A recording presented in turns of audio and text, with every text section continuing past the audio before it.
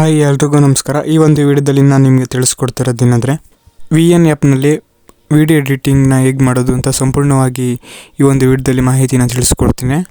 VN ಆ್ಯಪ್ನ ಪ್ಲೇಸ್ಟೋರಿಂದ download ಮಾಡ್ಕೊಬೇಕು. Download ಮಾಡ್ಕೊಂಡು ಇಲ್ಲಿ ಓಪನ್ ಮಾಡ್ಕೊಂಡಾಗ ಈ ರೀತಿ ಬರುತ್ತೆ. ಇಲ್ಲಿ ಪ್ಲಸ್ ಐಕನ್ ಮೇಲೆ ಕ್ಲಿಕ್ ಮಾಡ್ಕೊಬೇಕು.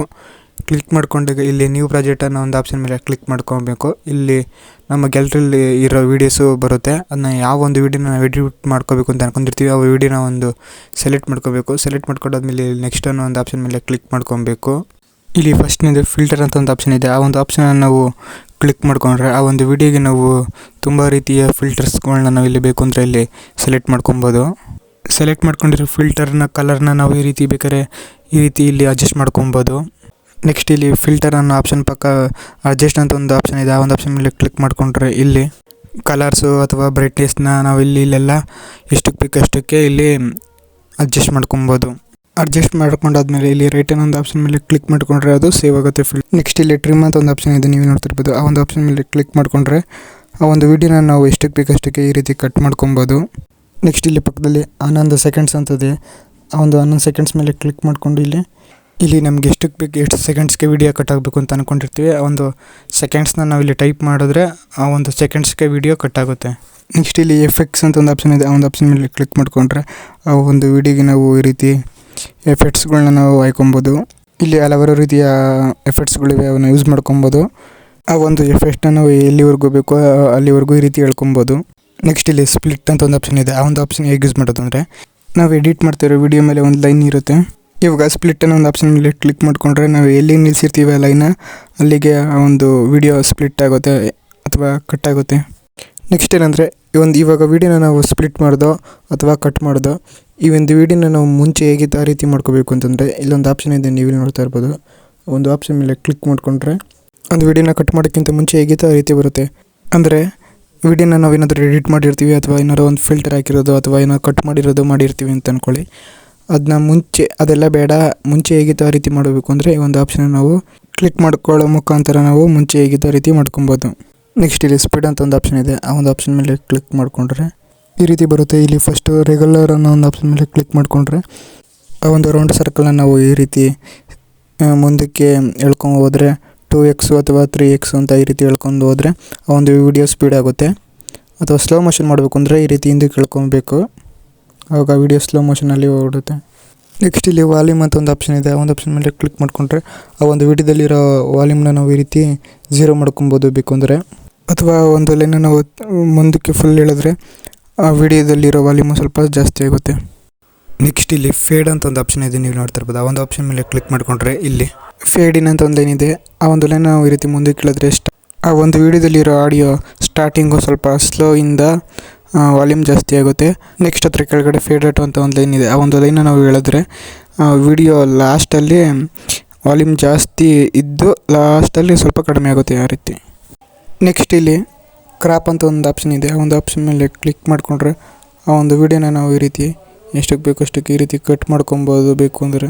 ಅಥವಾ ಈ ಒಂದು ವಿಡಿಯೋ ಇನ್ಸ್ಟಾಗ್ರಾಮ್ ಸೈಜ್ ಬೇಕು ಅಥವಾ ಯೂಟ್ಯೂಬ್ ಸೈಜು ವಿಡಿಯೋ ಬೇಕು ಅಂತಂದರೆ ಇಲ್ಲಿ ಕೆಳಗಡೆ ಆಪ್ಷನ್ಗಳಿವೆ. ಆ ಒಂದು ವಿಡಿಯೋ ಯಾವ ಸೈಜ್ ಬೇಕು ಅಂತ ನಾವಿಲ್ಲಿ ಸೆಲೆಕ್ಟ್ ಮಾಡ್ಕೊಂಡು ಸೆಟ್ ಮಾಡ್ಕೊಬೋದು. ಸೆಲೆಕ್ಟ್ ಮಾಡ್ಕೊಂಡು ಇಲ್ಲಿ ರೈಟ್ ಅನ್ನೋ ಆಪ್ಷನ್ ಮೇಲೆ ಕ್ಲಿಕ್ ಮಾಡಿಕೊಂಡ್ರೆ ಸೆಟ್ ಆಗುತ್ತೆ. ನೆಕ್ಸ್ಟ್ ಇಲ್ಲಿ ರೊಟೇಟ್ ಅಂತ ಒಂದು ಆಪ್ಷನ್ ಇದೆ. ಆ ಒಂದು ಆಪ್ಷನ್ ಮೇಲೆ ಕ್ಲಿಕ್ ಮಾಡಿಕೊಂಡ್ರೆ ಆ ಒಂದು ವಿಡಿಯೋ ಈ ರೀತಿ ರೊಟೇಟ್ ಆಗುತ್ತೆ.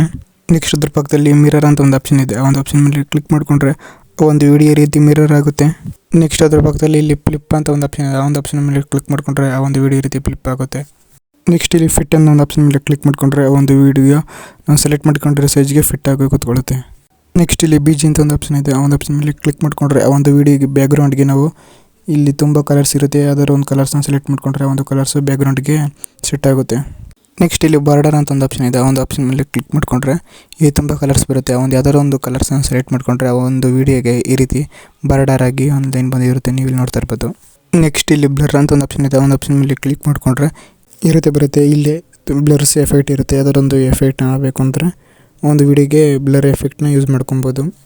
ನೆಕ್ಸ್ಟ್ ಇಲ್ಲಿ ಎಕ್ಸ್ಟ್ರಾಕ್ಟ್ ಆಡಿಯೋ ಅಂತದ್ದೇ ಒಂದು ಆಪ್ಷನ್ ಇದೆ. ಆ ಒಂದು ಆಪ್ಷನ್ ಮೇಲೆ ಕ್ಲಿಕ್ ಮಾಡಿಕೊಂಡ್ರೆ ಆ ಒಂದು ವಿಡಿಯೋದಲ್ಲಿ ಇರೋ ಸೌಂಡು ಆಡಿಯೋಗೆ ಕನ್ವರ್ಟ್ ಆಗುತ್ತೆ. ನೆಕ್ಸ್ಟ್ ಇಲ್ಲಿ ಝೂಮ್ ಅಂತ ಒಂದು ಆಪ್ಷನ್ ಇದೆ. ಆ ಒಂದು ಆಪ್ಷನ್ ಮೇಲೆ ಕ್ಲಿಕ್ ಮಾಡಿಕೊಂಡ್ರೆ ಈ ರೀತಿ ಬರುತ್ತೆ. ಇಲ್ಲಿ ಝೂಮ್ ಇನ್ನು ಝೂಮ್ ಔಟು ಮತ್ತು ಮೂವ್ ಆಗೋ ಎಫೆಕ್ಟ್ಸ್ಗಳೆಲ್ಲ ಇರುತ್ತೆ, ನಾವು ಬೇಕು ಅಂದರೆ ಯೂಸ್ ಮಾಡ್ಕೊಬೋದು. ನೆಕ್ಸ್ಟ್ ಇಲ್ಲಿ ಆಟೋ ಕ್ಯಾಪ್ಷನ್ ಅಂತ ಒಂದು ಆಪ್ಷನ್ ಇದೆ. ಆ ಒಂದು ಆಪ್ಷನ್ ಮೇಲೆ ಕ್ಲಿಕ್ ಮಾಡ್ಕೊಂಡ್ರೆ ಈ ರೀತಿ ಬರುತ್ತೆ. ಇಲ್ಲಿ ಲ್ಯಾಂಗ್ವೇಜ್ ಅನ್ನೋ ಒಂದು ಆಪ್ಷನ್ ಮೇಲೆ ಕ್ಲಿಕ್ ಮಾಡ್ಕೊಂಡ್ರೆ ಈ ರೀತಿ ಲ್ಯಾಂಗ್ವೇಜಸ್ ಬರುತ್ತೆ. ಒಂದು ಲ್ಯಾಂಗ್ವೇಜ್ನ ಸೆಲೆಕ್ಟ್ ಮಾಡ್ಕೊಂಡ್ರೆ ಒಂದು ಲ್ಯಾಂಗ್ವೇಜ್ ಆ ವಿಡಿಯೋಗೆ ಕ್ಯಾಪ್ಷನ್ ಬರುತ್ತೆ. ನೆಕ್ಸ್ಟ್ ಇಲ್ಲಿ ಮೊಸೈಕ್ ಅಂತ ಒಂದು ಆಪ್ಷನ್ ಇದೆ. ಆ ಒಂದು ಆಪ್ಷನ್ ಮೇಲೆ ಕ್ಲಿಕ್ ಮಾಡ್ಕೊಂಡ್ರೆ ಈ ರೀತಿ ಬರುತ್ತೆ. ಇಲ್ಲಿ 4 ಆಪ್ಷನ್ಗಳಿವೆ. ಯಾವ್ದಾದ್ರು ಒಂದು ಆಪ್ಷನ್ಗಳನ್ನ ನಾವು ಸೆಲೆಕ್ಟ್ ಮಾಡ್ಕೊಂಡ್ರೆ ಯಾವ ಒಂದು ಟೈಮ್ಗೆ ಈ ಬ್ಲರ್ ಮಾಡ್ಕೋಬೇಕು ಅಂತ ಅಂದ್ಕೊಂಡಿರ್ತೀರ ಆ ಒಂದು ಟೈಮ್ಗೆ ಇದನ್ನ ಸೆಲೆಕ್ಟ್ ಮಾಡಿಕೊಂಡ್ರೆ ಆ ಒಂದು ಟೈಮ್ಗೆ ಇದು ಬ್ಲರ್ ಆಗುತ್ತೆ. ನೆಕ್ಸ್ಟ್ ನಾವು ಒಂದು ಬ್ಲರ್ ಎಫೆಕ್ಟ್ನ ನಾವು ಈ ರೀತಿ ಅಡ್ಜಸ್ಟ್ ಮಾಡ್ಕೊಬೋದು. ನೆಕ್ಸ್ಟ್ ಇಲ್ಲಿ ಮ್ಯಾಗ್ನಿಫೈಯರ್ ಅಂತ ಒಂದು ಆಪ್ಷನ್ ಇದೆ. ಆ ಒಂದು ಆಪ್ಷನ್ ಮೇಲೆ ಕ್ಲಿಕ್ ಮಾಡ್ಕೊಂಡ್ರೆ ಈ ರೀತಿ ಬರುತ್ತೆ. ಇಲ್ಲಿ ಯಾವುದಾದ್ರೂ ಒಂದು ವ್ಯಕ್ತಿ ಅಥವಾ ಯಾವುದಾದ್ರೂ ಒಂದು ಹೆಸರು ಅಥವಾ ಯಾವುದಾದ್ರೂ ಒಂದು ಪ್ರಾಡಕ್ಟ್ ನಾವು ಝೂಮ್ ಮಾಡಿ ತೋರಿಸ್ಬೇಕು ಅಂತಂದರೆ ಈ ಒಂದು ಆಪ್ಷನ್ ಮುಖಾಂತರ ನಾವು ಈ ರೀತಿ ತೋರಿಸ್ಬೋದು. ಆ ಒಂದು ಮ್ಯಾಗ್ನಿಫೈಯರ್ ರೌಂಡ್ ಸರ್ಕಲಲ್ಲಿ ಇರಬೇಕಾ ಇಲ್ಲ ಸ್ಕ್ವೇರ್ ಸ್ಟೈಲಲ್ಲಿ ಇರಬೇಕಾ ಅಂತ ಇಲ್ಲಿ ಬೇಕಾದರೆ ಸೆಲೆಕ್ಟ್ ಮಾಡ್ಕೊಬೋದು. ನೆಕ್ಸ್ಟ್ ಇಲ್ಲಿ ಬಾರ್ಡರ್ಸ್ ಅಂತಿದೆ. ಒಂದು ಯಾವುದಾದ್ರು ಒಂದು ಕಲರ್ನ ಸೆಲೆಕ್ಟ್ ಮಾಡಿಕೊಂಡ್ರೆ ಒಂದು ಮ್ಯಾಗ್ನಿಫೈಯರ್ದು ಬಾರ್ಡರ್ಸ್ಗೆ ಒಂದು ಕಲರ್ ಸೆಟ್ ಆಗುತ್ತೆ. ನೆಕ್ಸ್ಟ್ ಇಲ್ಲಿ ರಿವರ್ಸ್ ಅಂತ ಒಂದು ಆಪ್ಷನ್ ಇದೆ. ಆ ಒಂದು ಆಪ್ಷನ್ ಮೇಲೆ ಕ್ಲಿಕ್ ಮಾಡಿಕೊಂಡ್ರೆ ಆ ಒಂದು ವಿಡಿಯೋ ರಿವರ್ಸಲ್ಲಿ ಪ್ಲೇ ಆಗೋಕ್ಕೆ ಸ್ಟಾರ್ಟ್ ಆಗುತ್ತೆ. ನೆಕ್ಸ್ಟ್ ಇಲ್ಲಿ ಫ್ರೀಸ್ ಅಂತ ಒಂದು ಆಪ್ಷನ್ ಇದೆ. ಆ ಒಂದು ಆಪ್ಷನ್ ಮೇಲೆ ಕ್ಲಿಕ್ ಮಾಡಿಕೊಂಡ್ರೆ ಆ ಒಂದು ಲೈನ್ ಎಲ್ಲಿರುತ್ತೆ ಅಲ್ಲಿ ಈ ರೀತಿ ವಿಡಿಯೋ ಕಟ್ ಆಗುತ್ತೆ. ಕಟ್ ಆಗಿರೋ ಜಾಗದಲ್ಲಿ ಈ ರೀತಿ ಫೋಟೋ ಸೆಟ್ ಆಗಿರುತ್ತೆ. ನೆಕ್ಸ್ಟ್ ಇಲ್ಲಿ ಮ್ಯೂಸಿಕ್ ಒಂದು ಸಿಂಬಲ್ ಇದೆ. ಆ ಒಂದು ಸಿಂಬಲ್ ಮೇಲೆ ಕ್ಲಿಕ್ ಮಾಡಿಕೊಂಡ್ರೆ ಇಲ್ಲಿ 3 ಆಪ್ಷನ್ ಬರುತ್ತೆ. ಮ್ಯೂಸಿಕ್ಕು, ಎಫೆಕ್ಟ್ಸು, ರೆಕಾರ್ಡ್ಸ್ ಅಂತ. ಇಲ್ಲಿ ಮ್ಯೂಸಿಕ್ ಮೇಲೆ ಕ್ಲಿಕ್ ಮಾಡಿಕೊಂಡ್ರೆ ಇಲ್ಲಿ ಮೈ ಮ್ಯೂಸಿಕ್ ಅನ್ನೋ ಆಪ್ಷನ್ ಮೇಲೆ ಕ್ಲಿಕ್ ಮಾಡಿಕೊಂಡ್ರೆ ಇಲ್ಲಿ ಮ್ಯೂಸಿಕ್ ಲೈಬ್ರರಿ ಅನ್ನೋ ಆಪ್ಷನ್ ಮೇಲೆ ಕ್ಲಿಕ್ ಮಾಡಿಕೊಂಡ್ರೆ ನಮ್ಮ ಒಂದು ಗ್ಯಾಲರಿಲಿರೋ ಮ್ಯೂಸಿಕ್ಸು ಬರುತ್ತೆ. ಬೇಕು ಅಂದರೆ ಆ್ಯಡ್ ಮಾಡ್ಕೊಬೋದು. ನೆಕ್ಸ್ಟ್ ಇಲ್ಲಿ ಎಫೆಕ್ಟ್ ಅನ್ನೋ ಆಪ್ಷನ್ ಮೇಲೆ ಕ್ಲಿಕ್ ಮಾಡಿಕೊಂಡ್ರೆ ಈ ರೀತಿ ಎಫೆಕ್ಟ್ಸ್ಗಳು ಬರುತ್ತೆ. ಕಾರ್ಟೂನು, ರಿಂಗಿಂಗು, ಫನ್ನಿ, ವೆಹಿಕಲ್ಸ್ ಅಂತ. ಎಕ್ಸಾಂಪಲ್ಗೆ ನಾನು ಇಲ್ಲಿ ರಿಂಗಿಂಗ್ ಅನ್ನೋ ಸೌಂಡ್ ಎಫೆಕ್ಟ್ಸ್ ಮೇಲೆ ಕ್ಲಿಕ್ ಮಾಡ್ಕೋತೀನಿ. ಕ್ಲಿಕ್ ಮಾಡ್ಕೊಂಡಾಗ ಈ ರೀತಿ ರಿಂಗಿಂಗ್ ಎಫೆಕ್ಟ್ಸ್ಗಳು, ಸೌಂಡ್ ಎಫೆಕ್ಟ್ಸ್ಗಳು ಬರುತ್ತೆ. ಬೇಕು ಅಂದರೆ ಅದನ್ನ ನಾವು ಈ ರೀತಿ ಪ್ಲೇ ಮಾಡ್ಕೊಬೋದು. ಬೇಕು ಅಂದರೆ ನಾವು ಅದನ್ನ ಇಲ್ಲಿ ಯೂಸ್ ಆನ್ ಆಫ್ ಆಪ್ಷನ್ ಮೇಲೆ ಕ್ಲಿಕ್ ಮಾಡಿಕೊಂಡ್ರೆ ಆ ಒಂದು ಸೌಂಡ್ ಎಫೆಕ್ಟ್ ಇಲ್ಲಿಗೆ ಆ್ಯಡ್ ಆಗುತ್ತೆ. ನೆಕ್ಸ್ಟ್ ಇಲ್ಲಿ ರೆಕಾರ್ಡ್ ಅಂತ ಒಂದು ಆಪ್ಷನ್ ಇದೆ. ಆ ಒಂದು ಆಪ್ಷನ್ ಮೇಲೆ ಕ್ಲಿಕ್ ಮಾಡಿಕೊಂಡ್ರೆ ನಾವು ಆ್ಯಡ್ ಮಾಡಿರೋ ವಿಡಿಯೋಗೆ ಇಲ್ಲಿ ಮಾತಾಡ್ಬೋದು ಅಥವಾ ಏನಾದರೂ ಆಡಿಯೋ ಕೊಡ್ಬೋದು. ನೆಕ್ಸ್ಟ್ ಇಲ್ಲಿ ಟೆಕ್ಸ್ಟ್ ಒಂದು ಆಪ್ಷನ್ ಇದೆ. ಆ ಒಂದು ಆಪ್ಷನ್ ಮೇಲೆ ಕ್ಲಿಕ್ ಮಾಡಿಕೊಂಡ್ರೆ ಇಲ್ಲಿ ನಾವು ಟೆಕ್ಸ್ಟ್ನ ಏನಾದರೂ ಆ್ಯಡ್ ಮಾಡ್ಕೊಬೋದು ವಿಡಿಯೋಗೆ. ಇಲ್ಲಿ ಎಡಿಟಿಂಗ್ ಅಂತ ಒಂದು ಆಪ್ಷನ್ ಇದೆ. ಆ ಒಂದು ಆಪ್ಷನ್ ಮೇಲೆ ಕ್ಲಿಕ್ ಮಾಡಿಕೊಂಡು ನಾವು ಯಾವ್ದಾದ್ರು ಒಂದು ನಮ್ಗೆ ಬೇಕಾಗಿರೋ ಟೆಕ್ಸ್ಟ್ನ ಇಲ್ಲಿ ಟೈಪ್ ಮಾಡ್ಕೊಬೋದು. ಎಕ್ಸಾಂಪಲ್ಗೆ ನಾನು ಇಲ್ಲಿ ಸಬ್ಸ್ಕ್ರೈಬ್ ಅಂತ ಟೈಪ್ ಮಾಡ್ಕೋತೀನಿ.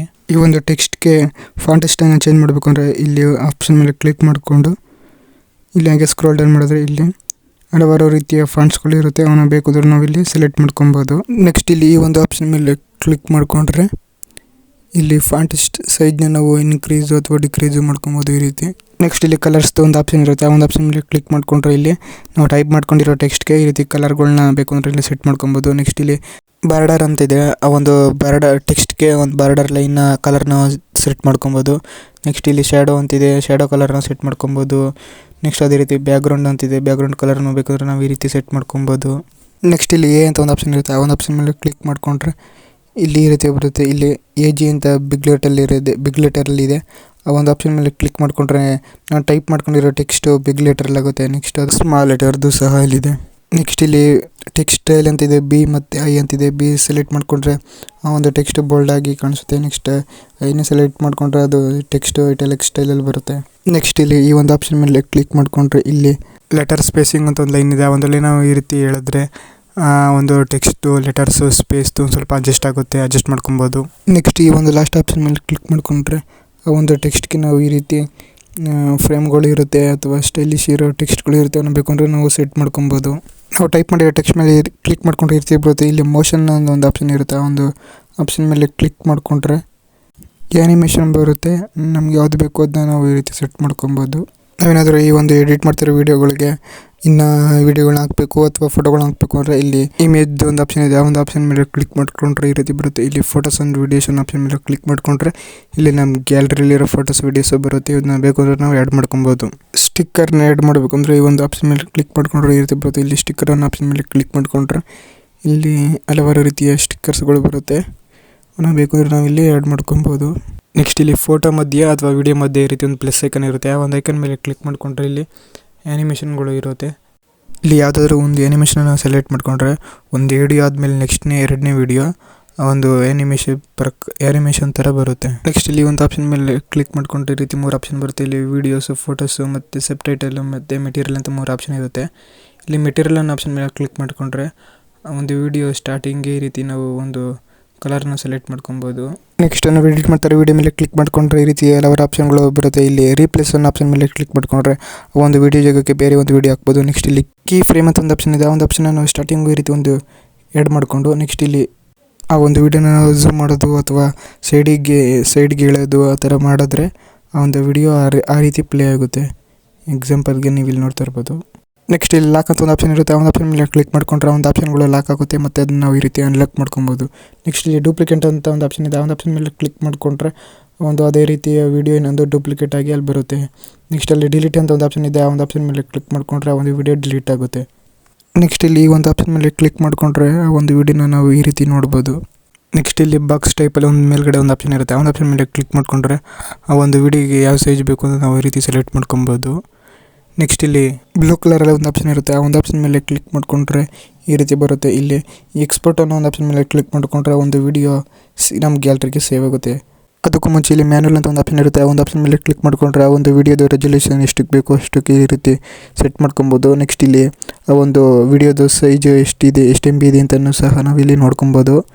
ನೆಕ್ಸ್ಟ್ ಅಲ್ಲಿ ಒಂದು ಎಕ್ಸ್ಪೋರ್ಟ್ ಅನ್ನೋ ಆಪ್ಷನ್ ಮೇಲೆ ಕ್ಲಿಕ್ ಮಾಡಿಕೊಂಡ್ರೆ ಆ ಒಂದು ವಿಡಿಯೋ ನಮ್ಮ ಒಂದು ಗ್ಯಾಲರಿಗೆ ಸೇವ್ ಆಗುತ್ತೆ. ಇಲ್ಲಿ ಇದೇ ರೀತಿ ಹೆಚ್ಚಿನ ವಿಡಿಯೋಗಳಿಗೋಸ್ಕರ ನನ್ನ ಚಾನಲ್ ಮಾಡಿದ್ದೀನಿ. ಸಬ್ಸ್ಕ್ರೈಬ್ ಮಾಡ್ಕೊಳ್ಳಿ.